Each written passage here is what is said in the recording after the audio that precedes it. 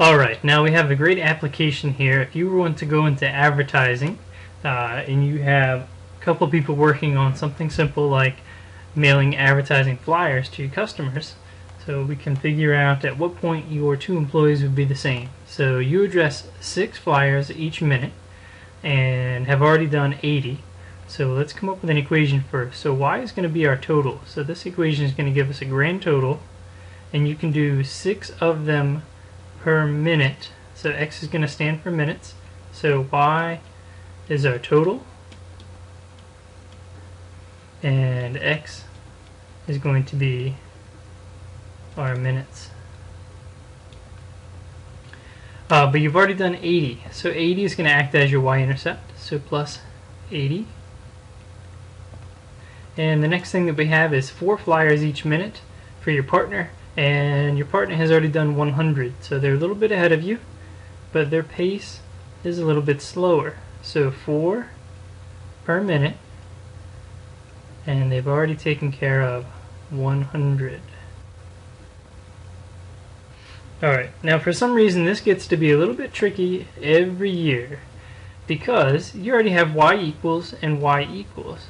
Well, I would venture to say that y is equal to y, that those two things are the same. So we're going to use substitution and say that 6x plus 80 equals 4x plus 100. So all we did was I replaced the y here with 6x plus 80 and the y here with 4x plus 100. These two things should be equal to each other.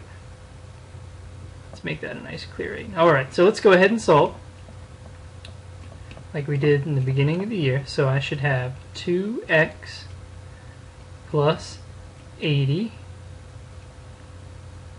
equals 100. Alright, and if we scroll that down, we're going to get rid of the 80 by subtracting.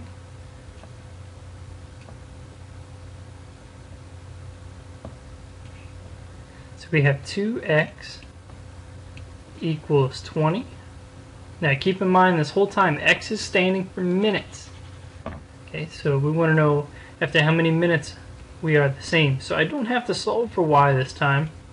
I'm going to find that x equals 10. So after 10 minutes of taking care of these flyers, we find out that you and your business partner have the same number addressed. Okay.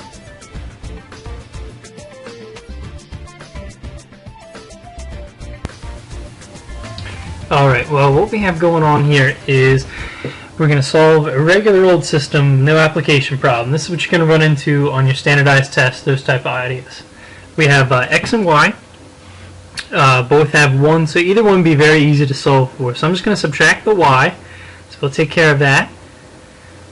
So we'll have x equals negative y minus 12. We'll treat that as a negative 1y. That way we don't get mixed up with signs later.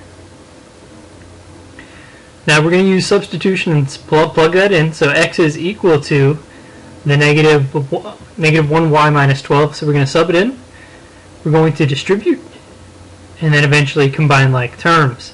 So negative 2y minus 3y. Be careful. That's like if you borrow $2 and you borrow 3 more, you owe somebody $5. Don't get that mixed up. That'll get you in trouble.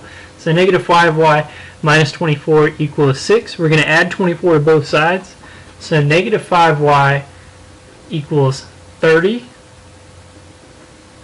Here we go. Negative 5y will equal 30. We've got to divide by negative 5, so y is negative 6. You see that there on the right hand side. Remember, we need x and y. This is not an application question where they asked us for 1. So I have to take and plug that back in. So negative 1 times negative 6 is going to be positive 6. So negative 1 times negative 6 is positive 6. Positive 6 minus 12 is negative 6. This is actually a really neat problem. Based on reading newspapers, you've probably heard a lot lately, probably in the last year or two, about newspaper companies going out of business. So this is one thing, a prediction. So prediction of media use. It goes back to 1993, and they're trying to figure out based on the rates then, at what point online news would overtake your daily newspaper. So they came up with some equations based on the data. So for our daily newspaper, so you see that is going down based on our negative right here. So our newspaper reading was going down, and the online was going up huge. If you look at our slope, or the rate of change, 14.4, and it's positive, that is huge. So the newspaper companies knew they were in trouble. They have to do something. So you've probably seen a lot of the newspaper websites increase on what's going on. But either which way, so we want to find out, since the year 1993, y represents the average number of hours per person per year. So it's talking about a total, and the following system represents the situation. So x represents the number of years. So we can use this equation to find out, if we solve for x, we can find out about what year they predicted that online would take over actual newspapers. So again, we have y equals and y equals. So I know that y is the same as y, so I'm going to use the other two parts and set them equal to each other. Alright, once I do that, I have variables on both sides, so I want to get them on one side, so I'm going to solve that first by adding 2.8x to both sides. So we get a grand total of 170 equals 17.2x plus 2. So you guessed it, we're actually going to then subtract 2. Alright, so let's subtract our 2. So we have 168 equals 17.2x. We're going to divide by 17.2x to get 9.77. Remember, it said about 1993, and we're going to add on the 9.77. So if we do that,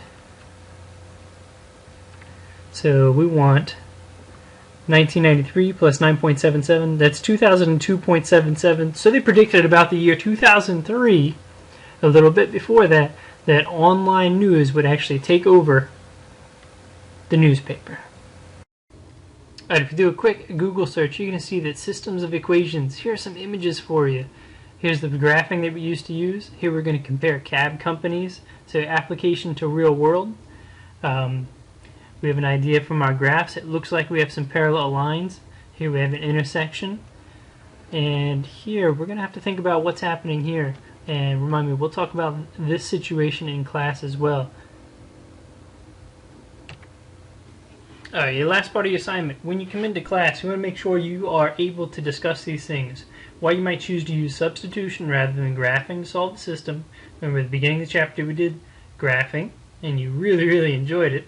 So that one might be a little bit easier. Give me a reason other than you think it's easier or it takes less time. Okay. And problem number 2, describe the graphs of two equations if the solution of the system of equations yields the equation 4 equals 2. So think about that. Is that true, false, and what does it mean? See you in class.